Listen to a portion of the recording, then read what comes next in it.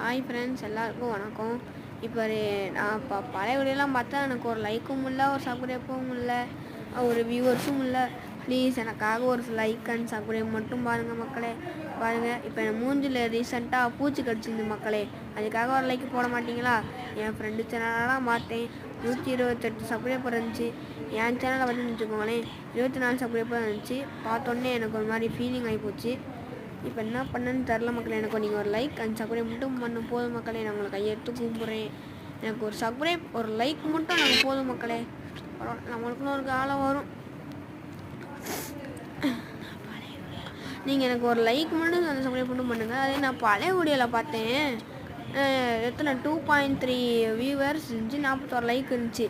என் ஃப்ரெண்டுங்களாம் சொன்னாங்க நீ ஒரு வீடியோ போடுற முன்னாடி வரும்னு சொன்னாங்க. ஆனால் எங்கே?